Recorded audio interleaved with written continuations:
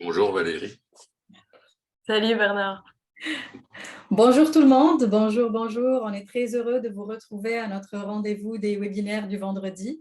Donc, c'est des webinaires bimensuels, durant lesquels vous allez pouvoir participer, faire et aussi à travers ces webinaires, on veut partager avec vous que ce soit les travaux de nos chercheurs, les travaux de nos partenaires, mais aussi la relève. Comme vous le savez très très bien, notre réseau intersectoriel des inondations du Québec, c'est un réseau qui participe entre autres, oui, à la subvention des recherches, à encourager à faire des recherches dans des domaines qui sont en lien avec les inondations, mais aussi à la formation de la relève. Et c'est pour cela qu'aujourd'hui, on invite notre étudiante, mais aussi ex-collègue au risque, Marilyn Coury. Nous sommes très heureux de l'avoir aujourd'hui avec nous pour nous présenter les enjeux et les constats de communication, nous expliquer aussi le rôle du professionnel en communication dans le cadre d'un projet de recherche documentant un risque pour la santé et pour l'environnement. Donc, permettez-moi, s'il vous plaît, juste de vous présenter brièvement notre invitée aujourd'hui. Marilyn, elle est graduée du baccalauréat en communication en relations publiques de l'Université du Québec à Montréal. Elle est présentement candidate à la maîtrise en communication dans cette même université sous la direction de Bernard Moutulski, ici présent, professeur Moutulski, et aussi co-dirigée par la professeure Lily Lessard, qui est professeure membre partenaire du réseau RISC. Son projet de recherche s'intitule « Les enjeux de communication du risque dans le cadre d'un projet de recherche-action sur le rôle du professionnel en communication lors des étapes de démarrage et de la réalisation du projet de recherche. » Donc, nous sommes très heureux d'accueillir Marilyn aujourd'hui, puis je vous laisse avec sa présentation. Bon webinaire. Merci beaucoup, Manel, pour cette introduction. Bonjour tout le monde. Je vais commencer par partager ma présentation.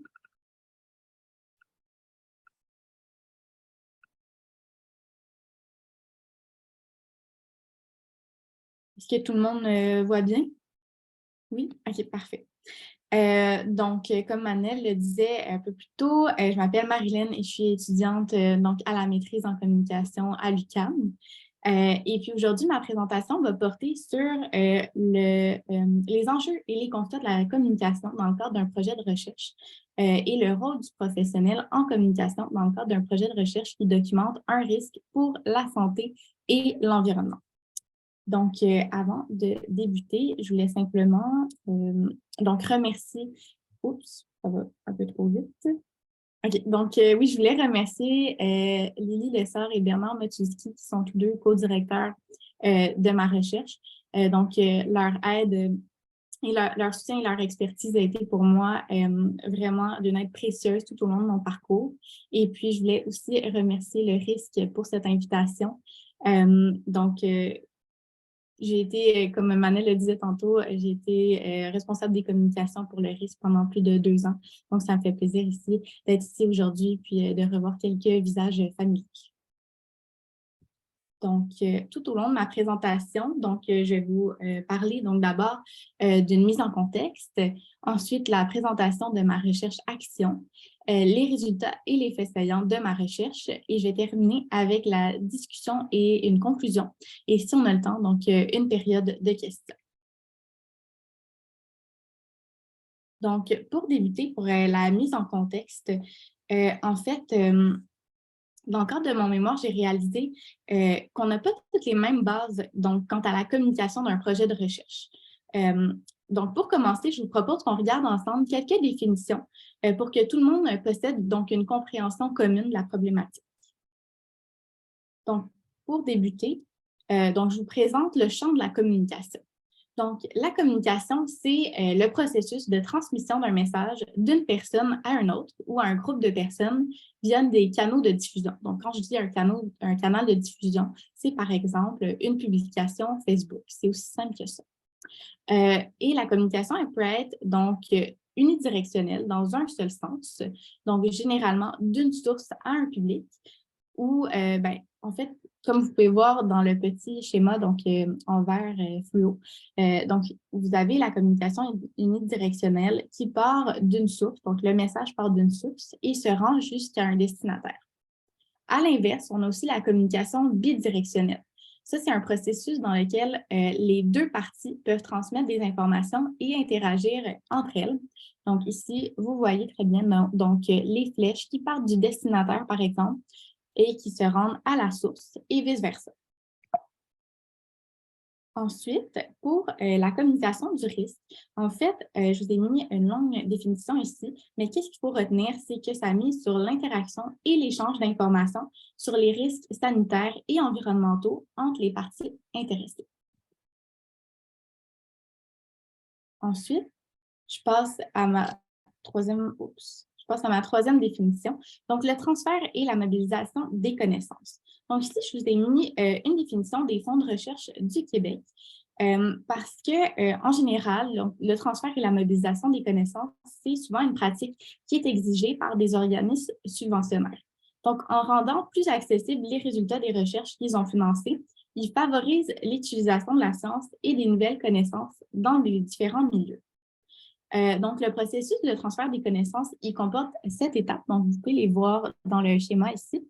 Et puis, la communication, elle peut se retrouver en appui à chacune des étapes, mais plus particulièrement lors de l'adoption des contenus et de la diffusion des contenus.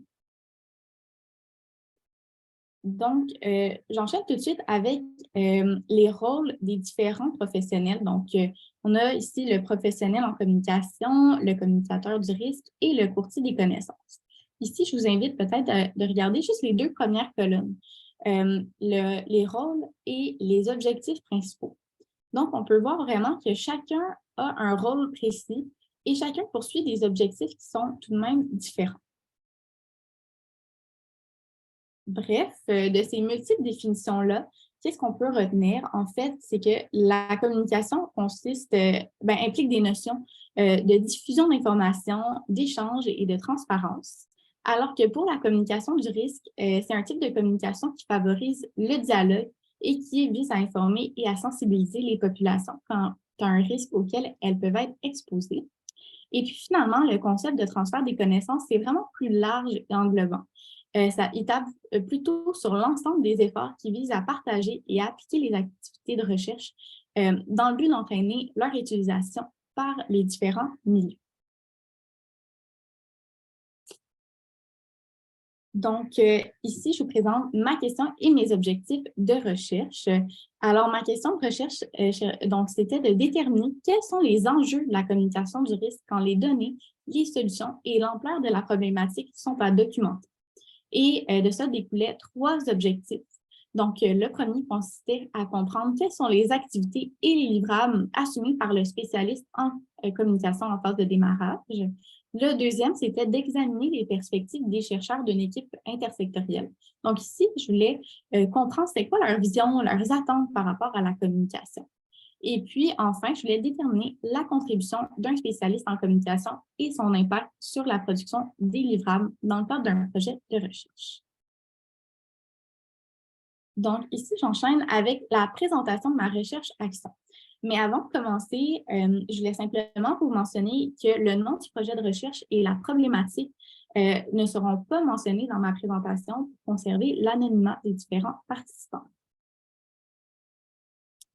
Donc, le but du projet de recherche à l'étude, c'était de documenter la présence d'un contaminant dans l'environnement dont la présence pouvait s'exacerber en raison des changements climatiques. Et puis, le terrain de la recherche touche particulièrement 2 régions administratives au Québec et des populations qui sont majoritairement rurales. Et puis, ensuite, c'était un projet qui était en 3 volets. Donc, le premier volet, c'était de modéliser la problématique pour en estimer l'ampleur au cours des 100 prochaines années.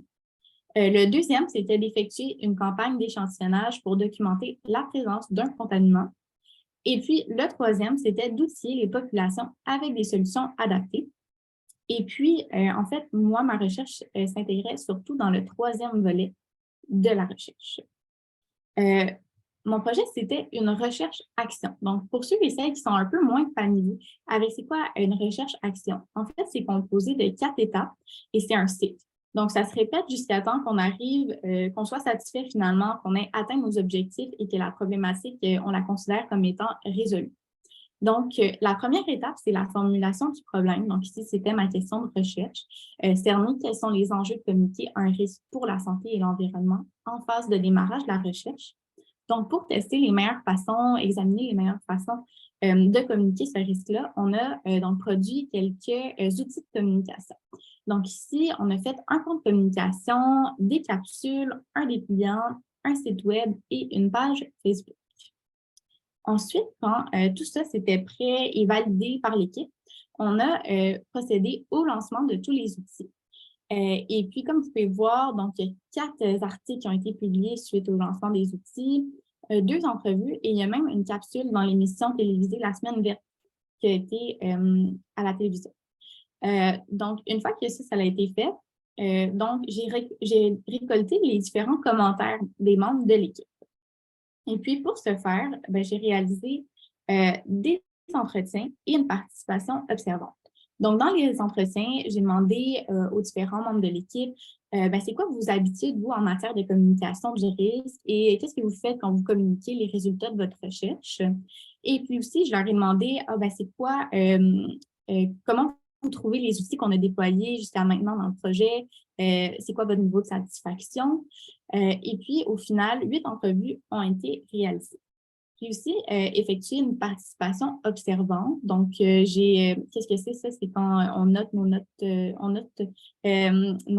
personnelles dans un journal de bord. Et puis, donc voilà, c'est comme ça que j'ai amassé mes données. Et puis, je ne vous ai pas mentionné, mais l'équipe est composée de personnes qui œuvrent dans les domaines de la science de la nature, sciences de la santé et des communications. Et ils se consacrent tous à l'étude des conséquences liées au changement climatique, mais sous différentes perspectives. Donc, je continue avec les résultats et les faits saillants. Donc, ici, je vais vous présenter les 5 grandes catégories qui sont ressorties de mon analyse. Mais avant tout, simplement, vous mentionner que l'équipe de recherche était composée de 2 stagiaires qui étaient des étudiants, une étudiante chercheuse, donc moi-même, 2 professionnels de recherche et 5 chercheurs. Donc, les 5 grandes catégories qui sont ressorties, donc c'est les défis de la recherche scientifique, les défis liés à la communication du risque, ensuite les étapes de communication d'un projet de recherche, les attentes de l'équipe face aux communications et finalement, les outils de communication et de transfert des connaissances. Donc, ici, je vous ai mis les grandes catégories et les sous-catégories sous forme de tableau. Donc, pour les défis de la recherche scientifique, en fait, le premier défi auquel les équipes sont confrontées, c'est évidemment le financement. Donc, en général, on n'obtient pas assez de financement pour allouer un budget aux communications de masse d'un projet de recherche. Généralement, c'est les frais de gestion indirects qui sont attribués à l'université qui fait en sorte que les équipes de communication institutionnelles, elles peuvent s'occuper des relations de presse et de la communication de masse, donc du projet de recherche. Dans le cas du projet de recherche dont je vous parle, on a accordé 8 du budget total aux communications de masse, ce qui est quand même une somme considérable. Ensuite, le second défi auquel on a été confronté, en fait, c'est la disponibilité des membres de l'équipe. Donc, on sait au début d'un projet de recherche, tout le monde veut participer, on a du temps, mais plus on avance, plus on a des mandats qu'on doit faire, des temps limites à respecter.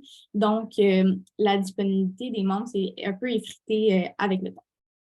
Ensuite, le dernier défi, je vous rappelle qu'on était une équipe intersectorielle. Donc, la plupart des membres provenaient de disciplines différentes et avaient chacun leur réalité et leur manière de travailler qui était propre à eux. Ensuite, j'enchaîne avec d'autres défis, mais cette fois-ci de la communication du risque. Donc, habituellement, quand on débute un projet de recherche, on n'a pas encore de données. Et nous, on a décidé d'entamer les communications à ce moment-là. Et c'est plus tard, quand j'ai réalisé les entrevues, que j'ai compris que pour certains membres de l'équipe, il y avait une crainte de communiquer aussitôt. Et que finalement, on aurait dû attendre d'avoir une compréhension un peu plus fine de la problématique avant de communiquer. Aussi, les personnes interrogées ont tous soulevé une préoccupation commune liée à la communication du projet de recherche. Donc, elles souhaitaient à tout prix éviter un mouvement de panique tant chez la population que dans les médias. Et puis, enfin, la collaboration constante et le maintien des bonnes relations avec les partenaires, c'est aussi une condition qui est ressortie comme étant essentielle pour assurer le soutien à la résolution d'un enjeu ou d'un risque. Donc, je continue avec les étapes de communication d'un projet de recherche. En fait, il y a 2 grandes étapes qui sont ressorties. Premièrement, informer sur la tenue d'un projet de recherche.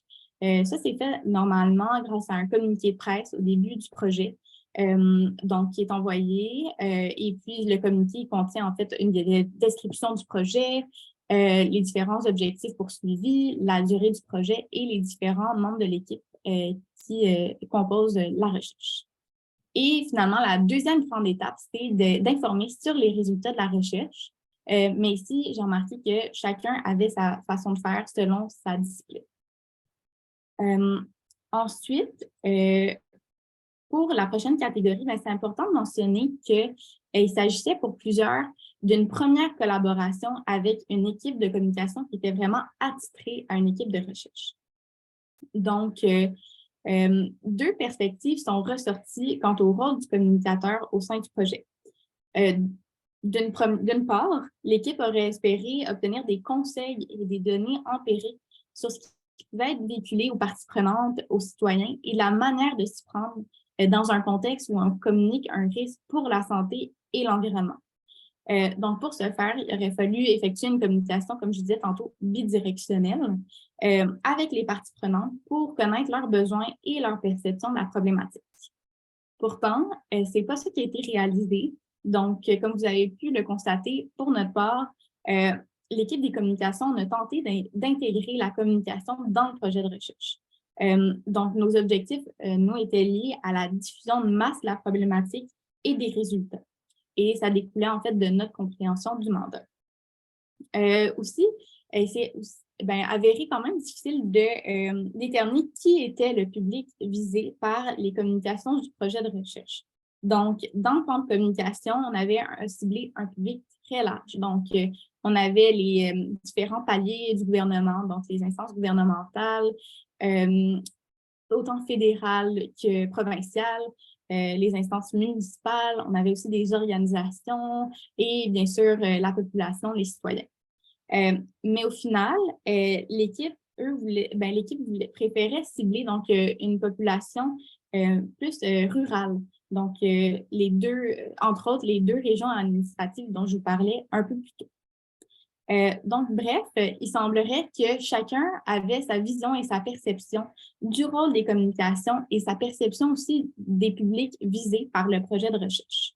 Mais malgré tout, l'équipe du projet a tout de même remarqué la pertinence d'avoir une communication de masse qui a été réalisée et aussi, il souhaitait que l'équipe des communications s'occupe de gérer et d'alimenter les différents outils de communication.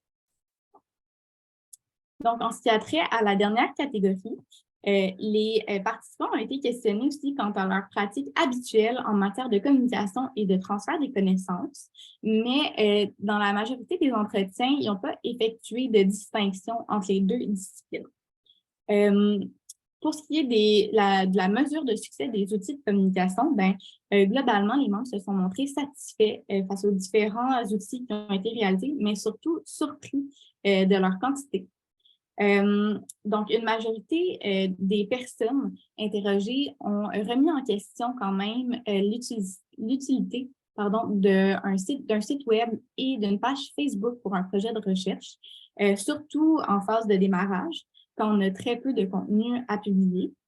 Le dépliant a été très apprécié, somme toute, mais il comportait certaines erreurs. Et puis, les capsules et les relations de presse qui en ont découlé ont été très appréciées également. Lorsqu'interrogé sur les retombées observées autant dans les médias que dans la communauté, Les participants ont quand même dénoté les différents articles, les entrevues qui ont été réalisées. Et ils ont aussi mentionné que leurs collègues, leur entourage et certaines personnes, même sur le terrain, avaient dit, leur ont dit qu'ils avaient déjà entendu parler du projet de recherche. Donc, à travers la prochaine section, donc, je vous donne les réponses aux questions qui vous brûlent les lèvres. Donc, premièrement, quels sont les enjeux de communiquer un risque pour la santé et l'environnement en phase de démarrage d'un projet de recherche? Donc, ici, il y a plusieurs enjeux, mais je vous les résume en 3 points. Donc, premièrement, la faible quantité d'informations liées à la problématique et l'incertitude d'une présence du contaminant a généré certaines inquiétudes au sein de l'équipe, comme vous avez pu le remarquer. Deuxièmement, dans un cas comme celui-ci, je crois que c'est essentiel d'effectuer une communication de type bidirectionnel pour comprendre les perceptions et les besoins du public cible pour adapter nos outils et nos messages en communication aux besoins des différents publics. Et puis, troisièmement, concernant la confiance envers les chercheurs, la communication du risque à un stade trop précoce, ça aurait pu nuire à la crédibilité de l'équipe. Donc, si le risque, par exemple, n'était pas avéré, on n'aurait pas eu le choix de modifier nos messages et des informations comme contradictoires auraient pu engendrer une perte de confiance envers les chercheurs. Mais heureusement, cette situation-là, ce n'est pas avéré. Ensuite, donc, quel est le rôle et la plus-value du professionnel en communication dans une équipe de recherche? Bien, en premier, donc, la présence du professionnel en communication a permis de décharger l'équipe de certaines responsabilités. Donc, ici, qu'est-ce que je veux dire? On s'est occupé de la création des différents outils de communication. On a aussi contribué à la vulgarisation scientifique des recherches et des résultats pour que le tout soit compréhensible par le grand public. Et en fait, comme vous pouvez le constater, l'ensemble de tous ces moyens-là ont permis d'attirer l'attention des médias et du grand public à la problématique, à l'étude. Donc ici, je vous ai mis quelques statistiques. Le site web, par exemple, a été mensuellement fréquenté par 30 utilisateurs. Les capsules ont été visionnées plus que 264 fois, le dépliant distribué à plus d'une centaine de personnes. La page Facebook a plus de 62 abonnés et les relations de presse ont permis la publication de différents articles et de certaines entrevues. Ensuite, les différents outils qui ont été mis en place, en fait, ils ont permis la création d'une image de marque. Donc, en créant un logo, une plateforme identitaire, on a favorisé la différenciation du projet en lui donnant une identité unique qui a permis donc de lui donner une plateforme et une notoriété.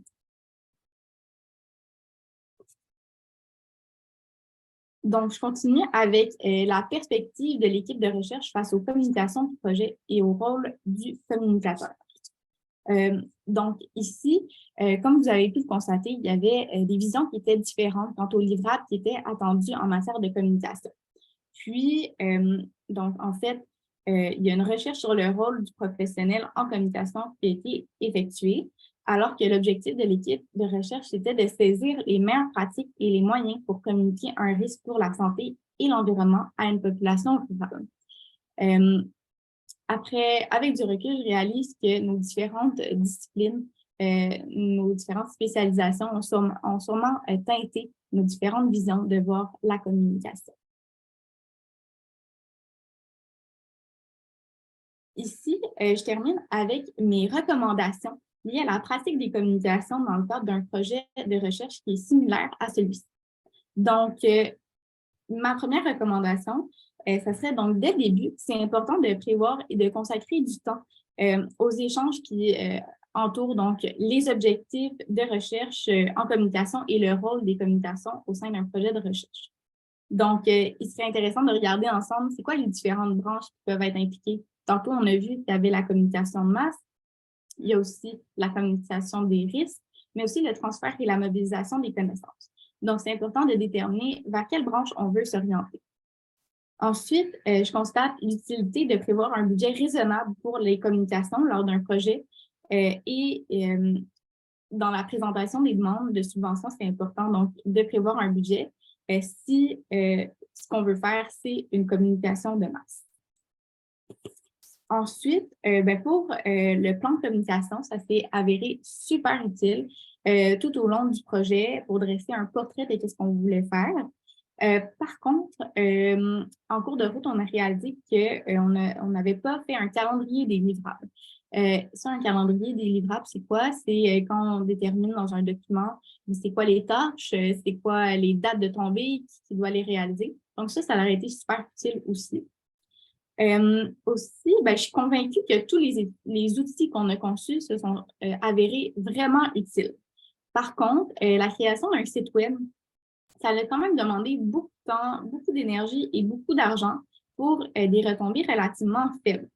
Et puis, c'est important de noter aussi que la majorité de notre budget en communication a été dédié au site web. Par contre, comme je disais tantôt, il y a seulement eu 390 visites depuis son lancement en 2022. Donc, dans ce contexte-là, je pense qu'une page Facebook, ça serait amplement, ça serait parfait, en fait, pour un projet de recherche qui ça coûterait moins cher et ça prendrait aussi moins de temps pour les mises à jour, la gestion, etc.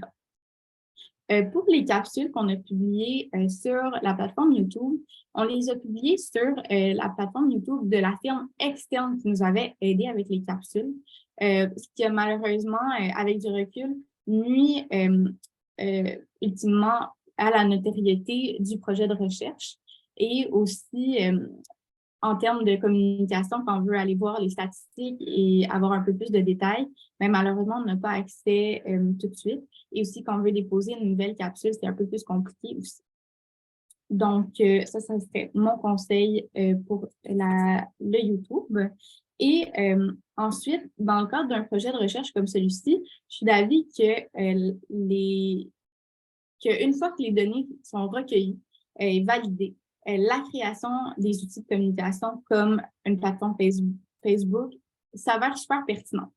D'ailleurs, il y a eu énormément d'engagement sur notre page Facebook tout au long du projet de recherche. On a diffusé les entrevues, les articles, on a même publié quand les avancements de la recherche ou les journées spéciales. Pour vous donner un exemple, il y a une vidéo qui a été publiée sur notre page YouTube pour la Journée internationale des femmes et des filles en sciences, qui a récolté plus de 13 j'aime, 7 partages et plus de 309 visionnements, ce qui est quand même plus que l'entièreté de nos capsules qui ont été publiées sur YouTube. Je vous rappelle que c'était 267 visionnements. Pour les réseaux sociaux, je suggère aussi la création d'un calendrier de publication au départ de la recherche. Comme ça, on peut établir avec tous les membres de l'équipe c'est quoi les dates importantes, les journées spéciales qu'on veut souligner, les avancements de la recherche, etc. Je parle de Facebook depuis tantôt, mais je veux quand même amener une nuance importante. Je pense que c'est pas tous les projets qui devraient se doter d'une plateforme Facebook parce que sinon, il y aurait beaucoup trop de pages pour tous les projets de recherche qui existent. Mais simplement, si un des professeurs qui sont impliqués dans la recherche a déjà une page, exemple, pour sa chaire, ou si un des partenaires de la recherche a une page Facebook et ils peuvent nous la prêter quelquefois pour faire des publications, je pense que ce serait super intéressant. En ce qui concerne le dépliant qu'on a réalisé, je trouvais que c'était une excellente carte de visite. Donc, genre de carte d'affaires qu'on allait sur le terrain, puis on procédait à l'échantillonnage. Et puis enfin, pour la détermination des outils et des messages clés, je trouve que c'est important quand c'est un projet qui documente un risque, qu'il y ait une communication bidirectionnelle qui soit effectuée pour comprendre les besoins et les perceptions des différentes parties prenantes et d'ajuster nos outils, nos messages en conséquence. Et puis, je termine avec la quatrième bulle. C'est une interrogation qui a finalement émergé à la fin de ma démarche. Est-ce que finalement, c'est indispensable d'engager un professionnel en communication dans le cadre d'un projet de recherche? En ce qui concerne le projet de recherche dont je vous parle depuis tantôt, je suis d'avis que l'apport du professionnel en communication s'est avéré très judicieux, mais je ne le considère pas comme un atout essentiel. Dans le cas d'un projet de recherche qui porte sur un risque, par exemple pour la santé et l'environnement, je trouve que c'est essentiel de faire appel à un expert en communication des risques. Et dans le meilleur des mondes, ce serait une personne un chercheur qui est déjà impliqué dans le projet de recherche. Comme ça, il serait au courant du début jusqu'à la fin des avancées. Et puis, en cas de gestion de crise, par exemple, il serait là pour répondre aux questions. Il serait au courant de tout ce qui s'est fait jusqu'à maintenant dans le projet de recherche. Aussi, je vous rappelle que la communication de masse d'un projet de recherche, ça relève souvent soit des membres de l'équipe, donc c'est surtout les professionnels de recherche qui s'occupent de ça, sinon les services institutionnels des universités ou des organismes subventionnaires. Souvent, c'est parce que les subventions qui sont octroyées ne permettent pas de faire appel à une communication externe. Et puis, à ce sujet-là, je trouve que les équipes de communication des universités et des organismes subventionnaires se sont avérées vraiment des atouts essentiels dans le cadre de notre projet de recherche. Par exemple, un communiqué de presse qui avait été publié dès le départ de la recherche par un des organismes, en fait par les deux organismes qui ont subventionné le projet, a généré une demande d'entrevue. Et puis ensuite, tantôt, je vous présentais Actualité UQAM et UQAR Info, qui sont des plateformes de communication institutionnelle. En fait, un article qui a été publié dans UQAR Info a généré 4 demandes d'entrevue. Donc, ce n'est pas à négliger. Aussi, j'ai remarqué qu'à chaque fois que je faisais une publication sur Facebook, les équipes ils relayaient immédiatement la publication. Donc, j'ai vraiment remarqué qu'il y a un grand engouement des différentes équipes, autant institutionnelles que des organismes subventionnaires, de faire rayonner la recherche. Et puis, je suis convaincue que pour une communication de masse d'un projet de recherche, ces équipes-là sont essentielles. Et si jamais on n'a pas l'opportunité d'avoir un communicateur externe dans l'équipe, eux vont pouvoir nous aider avec les relations de presse et la communication masse. Aussi, je termine en disant que c'est vraiment essentiel que le corps professoral soit sensibilisé à l'importance de communiquer les avancées et les résultats de la recherche à ces organismes, aux organismes subventionnaires et aux équipes institutionnelles pour faire rayonner la recherche et contribuer aux relations de presse. Donc, voilà, c'est ce qui conclut ma présentation. Merci de votre attention. Puis si jamais vous avez des questions, vous pouvez communiquer avec moi par courriel. Super, merci beaucoup Marilyn, c'était très intéressant. Je vois que tu te fais applaudir par l'auditoire. Bravo, bravo. Lily, bienvenue Lily, elle nous a rejoint. Donc, est-ce que vous avez des questions? Oui, j'en ai Oui, une. oui, allez-y. C'est moins une question qu'une observation. Je tiens à féliciter Marilyn pour sa présentation qui est très claire, mais surtout très instructive. C'est la fin d'un long processus. Ça fait plus de 2 ans qu'elle travaille là-dessus. Je pense qu'il y a des leçons à tirer. Je peux parler de mon chapeau de professeur en communication, mais autant pour les professionnels en communication, pour aider à mieux comprendre dans quel contexte on s'insère quand on travaille avec une équipe de recherche, une équipe scientifique. C'est un gros défi, pas juste avec des scientifiques, mais je pense que dans ce projet-là, ça l'explicite assez bien. Et inversement, j'espère que ça peut contribuer aussi à des projets de recherche de comprendre ce qu'un professionnel en communication peut apporter et peut-être comment l'utiliser. Donc, je n'avais pas de questions plus précises parce que je trouve que ta présentation est très claire. Il y a en même temps tes observations personnelles, le compte-rendu de l'analyse que tu as faite et quelques remarques qui m'apparaissent très judicieuses et très pertinentes. Donc, bravo, merci. Merci beaucoup. Merci Bernard, merci. Sinon, il y a une personne qui vient d'écrire un commentaire. C'était une très belle présentation, très instructive. Merci durant ces 2 dernières années. Oui, donc, est-ce que Lily, tu veux intervenir? Je sais que tu es aussi la co-directrice de Marilyn. Mais d'abord, je vais m'excuser d'être arrivée en retard, Marilyn. Ça se fait pas, mais j'ai eu vraiment un petit empêchement, mais je veux te féliciter pour la présentation d'une grande qualité, puis souligner aussi la grande qualité du travail et l'investissement de Marilyn qui s'est retrouvée dans des situations pas faciles, des fois. On parlait des fois des visions différentes dans des équipes intersectorielles et elle a relevé le défi, en fait, de main de maître, toujours dans un calme. C'était peut-être le petit canard qui pédalait en dessous, mais toujours avec énormément de tact. Et tu es une excellente communicatrice et moi, ça m'a beaucoup rassurée aussi. J'ai beaucoup appris dans du merveilleux monde des communications aussi à côtoyer. Donc, je veux te féliciter, franchement. Là, puis, tu m'as beaucoup impressionnée comme étudiante dans toute la rigueur, puis tous les apprentissages et toute l'humilité que tu as mis dans ce projet-là aussi. C'est remarquable. Merci. Super. Bravo, bravo Marilyn. Félicitations. C'est vraiment très encourageant d'avoir autant de commentaires positifs. Bravo. Nous aussi, on te félicite pour cette excellente présentation.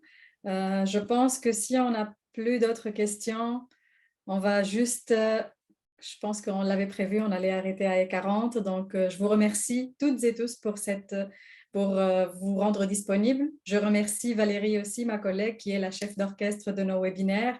Bravo Marilyn, excellente présentation. Merci, cher professeur, cher auditoire, d'avoir été parmi nous. On se retrouve le 28 avril. Le 5 mai. Le 5 mai, aujourd'hui, nous sommes le 28 avril. Le 5 mai, ça sera notre prochain webinaire. Soyez au rendez-vous.